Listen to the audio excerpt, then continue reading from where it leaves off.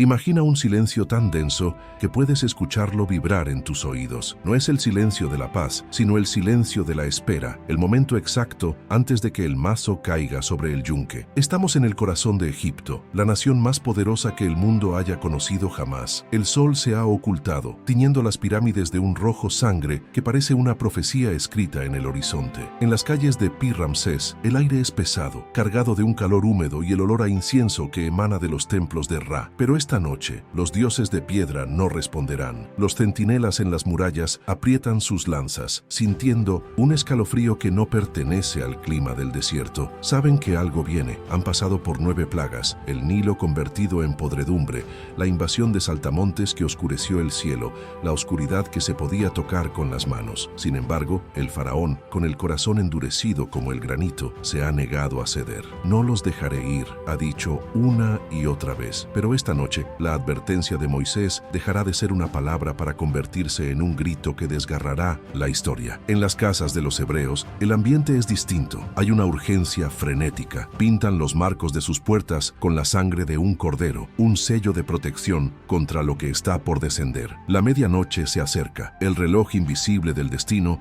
está a punto de marcar la hora cero. Prepárate porque estás a punto de caminar por los pasillos del palacio y las chozas de los esclavos en la noche más terrorífica de la antigüedad. Una noche donde el ángel de la muerte no distinguirá entre corona y harapos, solo buscará una señal. Esta es la crónica definitiva de la noche en que Egipto lloró como nunca antes lo había hecho. Bienvenidos a un nuevo relato que nos transportará a las arenas del tiempo, a un momento donde la fe y el poder chocaron con consecuencias devastadoras. La historia de la 10ª plaga no es solo un relato de textos antiguos, es una narrativa sobre la justicia, la terquedad humana y el misterio de lo sobrenatural. Hoy vamos a explorar cada rincón de esa noche fatídica, desde los pensamientos íntimos del faraón Ramsés hasta el miedo latente en el corazón de una madre egipcia que arrulla a su primer hijo sin saber que el tiempo se agota. Vamos a desglosar los eventos minuto a minuto, basándonos en la atmósfera de una civilización que se creía invencible y que terminó de rodillas ante lo invisible. Este guión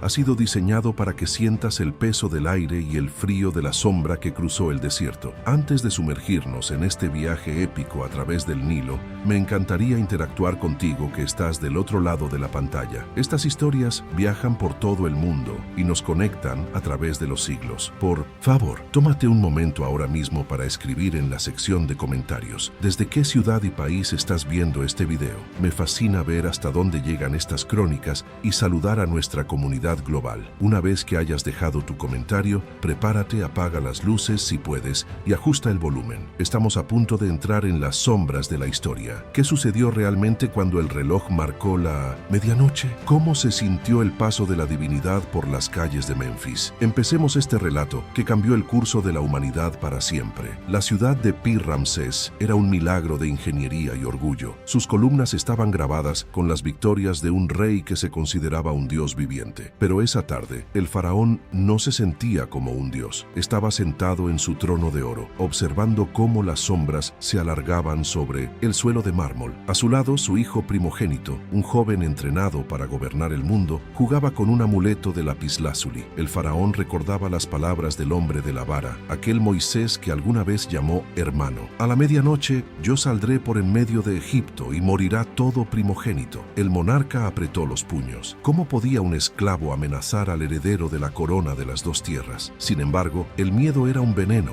lento. El Nilo aún olía a hierro por la sangre reciente, y las paredes del palacio aún tenían las marcas de las plagas anteriores. Fuera del palacio, en el barrio de Gosén, el ambiente era de una actividad febril y silenciosa. Moisés había dado instrucciones claras. Cada familia debía sacrificar un cordero sin mancha y usar un manojo de hisopo para rociar la sangre en el dintel y los 2 postes de la puerta. Era una marca de guerra, una frontera invisible entre la vida y el juicio. Los niños hebreos miraban a sus padres con ojos muy abiertos mientras estos comían apresuradamente, con las sandalias puestas y el bastón en la mano, como si el mismo suelo fuera a expulsarlos en cualquier momento. No había tiempo para que la masa del pan leudara. El tiempo se había convertido en el enemigo. En las casas egipcias, por el contrario, la vida intentaba seguir una normalidad forzada. Los nobles cenaban en platos de plata, ignorando los rumores que corrían por los mercados. Es solo otra táctica de miedo, decían los sacerdotes de Amón-Ra, mientras realizaban rituales inútiles para proteger las alcobas reales. La tensión era un hilo de seda a punto de romperse. El aire se volvió extrañamente frío,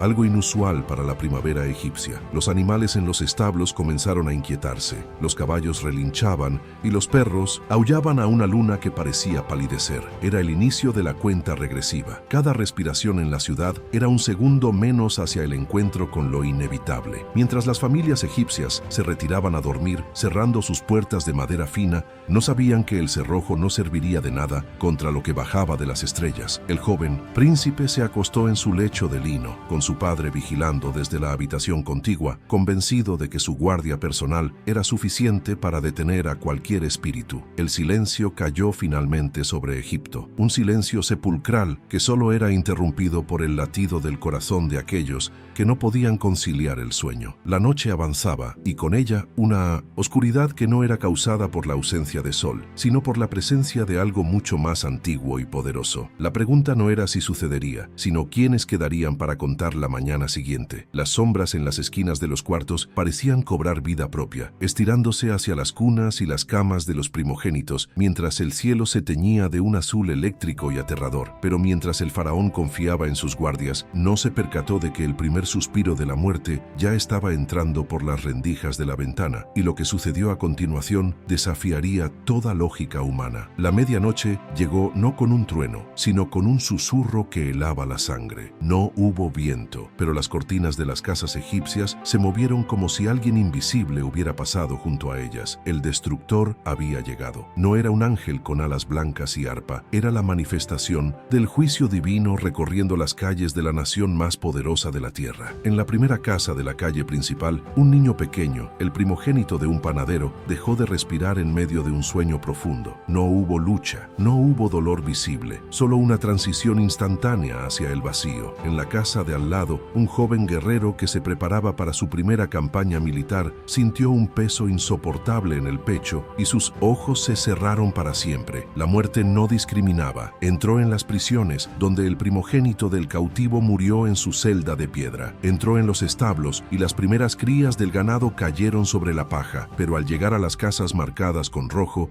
el destructor se detenía. La sangre del cordero actuaba como un escudo metafísico, una señal de que ese hogar ya había pagado un precio de vida. Dentro, los hebreos escuchaban el silencio del exterior con el corazón en la garganta. De repente, el silencio se rompió. Un grito desgarrador surgió de una de las casas egipcias, luego otro y otro más. Fue un efecto dominó de desesperación. Las madres despertaban para encontrar a sus hijos fríos. Los padres llamaban a sus herederos y solo recibían el eco de su propia voz. En el palacio real, el silencio fue interrumpido por un grito que hizo eco en los pasillos de mármol. La reina había entrado en la habitación del príncipe y lo encontró inmóvil. El faraón corrió, su túnica ondeando, con la esperanza de que sus médicos pudieran hacer algo, pero incluso los grandes magos de Egipto estaban en sus propias casas llorando a sus propios hijos. El heredero al trono, el que debía ser un dios, era ahora solo un cuerpo de arcilla. La soberbia de Ramsés se desmoronó en un instante. El dolor no era solo personal, era nacional. No había una sola casa en todo Egipto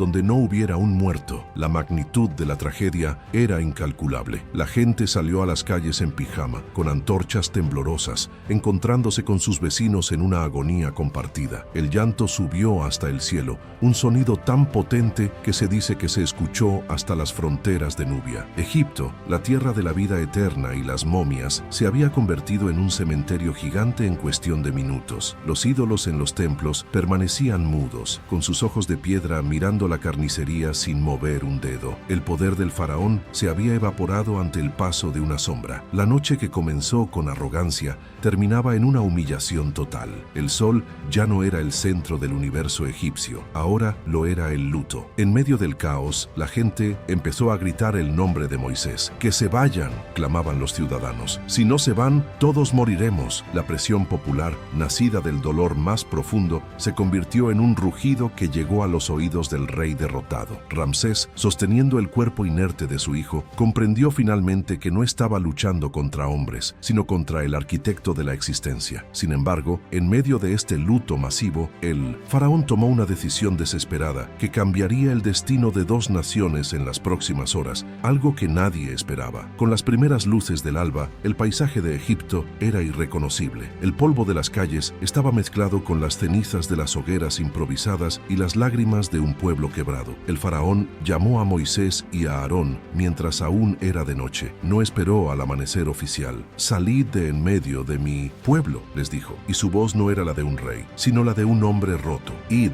servid a vuestro Dios, y bendecidme también a mí». Ese pedido final, «bendecidme también a mí», revelaba la derrota absoluta del sistema religioso egipcio. Los hebreos no salieron como esclavos fugitivos, sino como conquistadores. Los egipcios, desesperados por verlos marchar para que la muerte cesara, les entregaron oro, plata y vestidos. Fue el pago por siglos de trabajo forzado, entregado en una noche de terror. Millones de personas comenzaron a movilizarse. El sonido de los carros, los animales y el caminar de una multitud inmensa llenó el aire. Salieron de Pi Ramsés hacia Sucot, llevando consigo no solo sus pertenencias, sino también los huesos de José, cumpliendo una promesa de siglos atrás. La columna de nube comenzó a formarse frente a ellos, una señal de que el camino apenas comenzaba. Mientras el sol finalmente salía, iluminando el desastre en Egipto, los hebreos miraban hacia atrás por última vez. Veían las pirámides a lo lejos, símbolos de una opresión que ya no tenía poder sobre ellos. La 10ª plaga había sido el golpe final a una estructura de orgullo